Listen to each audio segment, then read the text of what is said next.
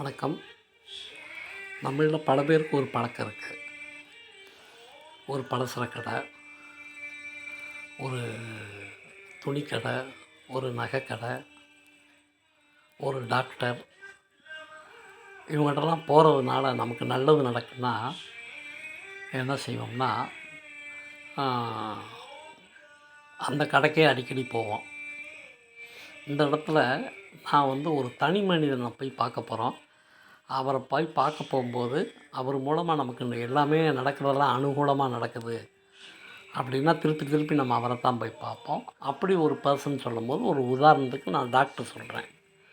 நமக்கு உடல் சுகவீனமாக உடல் நல குறைவு ஏற்படும் போதெல்லாம் ஒரு டாக்டர்கிட்ட போகிறோம்.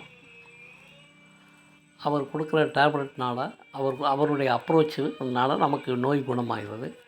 உடனே நம்ம ஃபேமிலியில் இருக்க எல்லாரையுமே அதே டாக்டர்கிட்ட கூட்டிகிட்டு போகிறோம். அப்படி ஒருத்தருக்கு அவரை பற்றி நம்ம சொல்லும்போது என்ன சொல்லுவோம்னா, அடுத்தவங்கள்ட்ட சொல்லும்போது எங்களுக்கு அந்த டாக்டர் தான் ரொம்ப பிடிக்கும், அவர் கைராசியான ஆள், அவர்கிட்ட போனால் போதும், அவர் பேச்சிலேயே எங்களுக்கு ஒரு நோய் குணமாயிடும், எங்களை பொறுத்தளவு அவர் ஒரு கைராசியான டாக்டர். அப்போ கைராசிக்காரர் இந்த இடத்துல இதுக்கு தான் நான் சொல்ல வரேன்.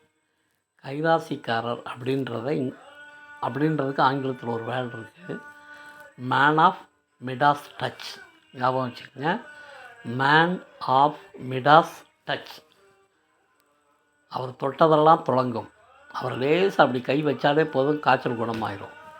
அப்போ கைராசியான நபர், கைராசியான டாக்டர். இப்போ டாக்டர் எக்ஸ் அப்படின்னு ஒருத்தர் இருக்கார். Doctor X is a man of Midas touch அப்படின்னா அந்த டாக்டர் கைராசியான டாக்டர். அவர் கையை பச்சாலே போதும், குணமாயிடும், அவர் பேசினாலே பாதி நோய் போயிடும். இதுக்கு தான் ஆங்கிலத்தில் மேன் ஆஃப் மிடாஸ் டச் அப்படின்னு பேர். வழக்கம் போல் வீடியோ பிடிச்சிருந்தால் லைக் பண்ணுங்கள், கமெண்ட் பண்ணுங்கள், ஷேர் பண்ணுங்கள். நன்றி.